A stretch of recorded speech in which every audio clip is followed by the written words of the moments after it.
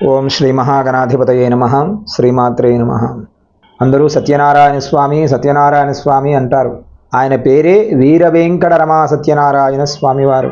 బొడ్డు మీసాల వాడని అంటారు అన్నవరంలో స్వామివారిని. ఆ స్వామివారు తలుచుకుంటే జరగనిదంటూ ఏమీ లేదు. ఎందుకంటే రాజు ఎలా ఒక్కసారి బయలుదేరితే యుద్ధానికి ఏదైనా కార్యం సిద్ధిస్తుందో సిద్ధించే విధంగా ప్రయత్నం చేస్తాడు రాజు.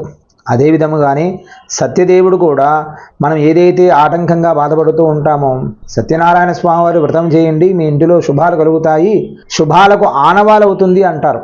అంటే ఏమిటి? సత్యనారాయణ స్వామివారి వ్రతం చేసేటప్పుడు గణపతి పూజ, నవగ్రహ ఆరాధన, మండప దేవతలందరికీ కూడా ఆరాధన చేసి సత్యనారాయణ స్వామివారి వ్రతం చేస్తారు.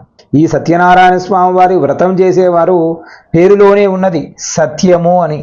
అవకాశం ఉన్నంత వరకు కూడాను ఆ రోజు కనీసం సత్యమునే మాట్లాడడానికి ప్రయత్నం చేయాలి. ఎందుకంటే అన్ని అబద్ధాలు ఆడుకుంటూ ఉదయం లేచినప్పటి నుండి ఆయన స్మరణ తప్ప అన్నీ చేస్తాము. అలా చేయవద్దండి. అలా చేస్తే స్వామి అనుగ్రహం మీకు ఎప్పటికీ కలగదు. ఎందుకంటే ఆయన పేరే సత్యనారాయణ స్వామి వారు. మీరు చెప్పేటివన్నీ ఉదయం లేచినప్పటి నుండి అబద్ధాలు చెప్పుకుంటూ ఆయన వద్దకు వెళ్ళి సత్యనారాయణ వ్రత కథ వింటూ ఉన్నారంటే ఎలా ఉండాలి? స్వామివారు సత్యనారాయణ వ్రతం చేస్తూ ఉన్నప్పుడు అనుప్రమాణంలో స్వామివారు మండపంలో వచ్చి కూర్చుంటారట. నా భక్తుడు వ్రతం చేస్తున్నాడు, నేను వినాలి, వెళ్ళి నా పలాను పలాను గోత్రికుడు చేస్తూ ఉన్నాడు, నా ప్రియభక్తుడు వీడు అని చెప్పి లక్ష్మీదేవి అమ్మవారికి చెప్పి తీసుకొని రావాలి. లక్ష్మీ వెళ్దాం పదనే, వాడు పలాను వాడు వ్రతం చేస్తున్నాడే, భక్తితో చేస్తున్నాడు, ఉదయం లేచినప్పటి నుండి నా స్మరణ తప్ప వాడికి ఏమీ లేదే పాపం, నారాయణ నారాయణ నారాయణ అంటున్నాడు ఉదయం లేచినప్పటి నుండి. ఇప్పటిదాకా వాడు వ్రతం చేస్తూ ఉన్నాడు, భక్తి ప్రమాణంగా చేస్తూ ఉన్నాడు, సత్యానుసారంగా చేస్తూ ఉన్నాడు. ఆర్భాటం కోసం ఏమి చేయకండి ఎప్పుడు కూడా సత్యనారాయణ వ్రతం. ఎందుకంటే ఆర్భాటం కోసం చేసేవన్నీ కూడా వివాహాలు ఎంత ఆర్భాటం చేస్తే, ఎందుకంటే అది విందు, ఆనందంగా ఉండడానికి చేస్తాము. కానీ సత్యనారాయణ స్వామివారి వ్రతం కేవలం మనసును ప్రశాంతంగా ఉంచుకొని వ్రతము చేయాలి. స్వామికి నేను అది తెచ్చాను, ఇది పెట్టాను, అది చేశాను అని అనవద్దు. సత్యనారాయణుడు నాతో ఈ వస్తువులు తెప్పించి వ్రతం చేశాడు అని చెప్పండి. వచ్చిన బ్రాహ్మణుడు ఆనందపడతాడు, చేయించేవాడు కూడా చాలా ఆనందపడి ఆహా ఎంత భక్తులు వీరికి ఇలా చేస్తే నాకు కూడా పుణ్యం వస్తుంది. ఎందుకంటే కర్త కర్మ క్రియ చేసే కార్యంలో అందరికీ సమభాగంగా ఉంటుంది. మీరు వ్రతం చేయడం వలన వచ్చిన వారికి, చూసేవారికి, చేయించిన వారికి కూడా సత్ఫలితములను పొందవచ్చును. కాబట్టి సత్యనారాయణ వ్రతం చేసేటప్పుడు కనీసం ఆ 2 గంటలైనా సరే భక్తి ప్రమాణంగా వ్రతము చేయండి, శక్త్యానుసారముగా వ్రతము చేయండి.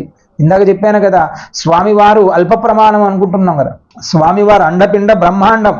ఇంత చిన్న ప్రమాణంలో ప్రతిమాశోధన చేస్తారు, చిన్న ప్రతిమ పెట్టి అభిషేకం చేస్తాం. అంటే ఏమిటి? అంత చిన్న విగ్రహం తెచ్చి అభిషేకం చేశామా? కాదు. ఇంత చిన్న ప్రమాణంలో ఉన్న నారాయణుడు మనకు ఇంతింతై వటుడింతే అంటాం కదా. స్వామివారు బ్రహ్మాండం అంతా కూడా ఉన్నాడు. కాబట్టి బ్రహ్మాండంలో ఉన్నప్పుడు మనము ఏం చేస్తున్నామా ఆయనకు తెలియదా అండి?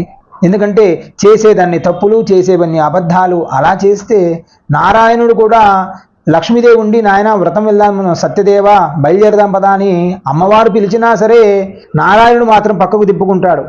లేదు, మహావిష్ణువు బయలుదేరదామన్నా కూడా లక్ష్మీదేవి వద్దు అంటుంది.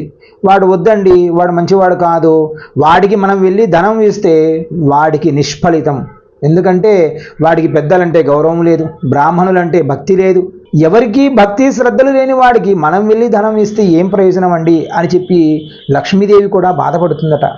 కాబట్టి సత్యనారాయణ వ్రతం చేసే రోజు కనీసం ఆ రోజైనా సరే సత్యమునే మాట్లాడండి. ఆ సత్యానుగ్రహం పొందడానికి కనీసం ఆ రోజైనా సరే భక్తిగా, శక్తిగా ఉండండి. నారాయణ నారాయణ నారాయణ అంటూ ఆ స్వామివారి వ్రతాన్ని ఆచరించండి. దాని వలన మీ వంశం వృద్ధి చెందుతుంది. కష్టములన్నీ కూడా తొలగించడానికి నారాయణుడే మీ ఇంటికి వస్తూ ఉన్నాడట.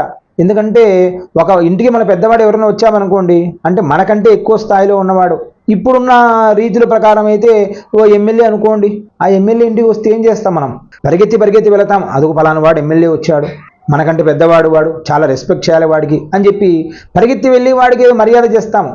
అంతకంటే పెద్దవాడైతే మంత్రి వచ్చాడు అనుకోండి, అయ్యో మంత్రి వచ్చాడండి, చాలా పెద్దవాడు, మన రాష్ట్రానికి పెద్దవాడు అని చెప్పి పరిగెత్తిపోతాము.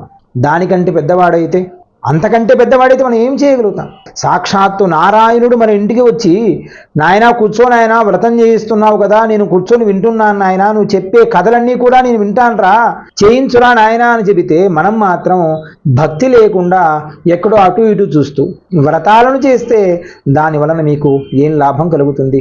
ఇలా ఎప్పటికీ కూడా వ్రతాలు చేయించవద్దు. మీరు చేస్తున్న వ్రతము కనీసం కాసేపైనా సరే స్వామి అనుగ్రహం పొందడానికి వ్రతాన్ని ఆచరించండి.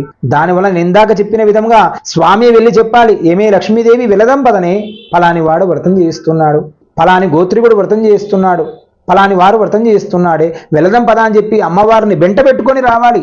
ఎందుకంటే లక్ష్మీనారాయణులు వచ్చారు అంటే అందరూ వస్తారు.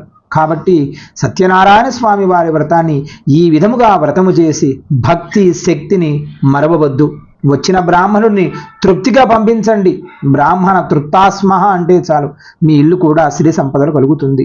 ఈ విషయాన్ని మీరు ఖచ్చితంగా మరిచిపోకుండా గుర్తుపెట్టుకొని ఈసారి మళ్ళీ మీరు వ్రతం చేసేటప్పుడు ఈ విధముగా వ్రతం చేసి ఆ సత్యనారాయణ అనుగ్రహం పొందుతారని కోరుకుంటూ మీ శ్రీకాంత్ శర్మ.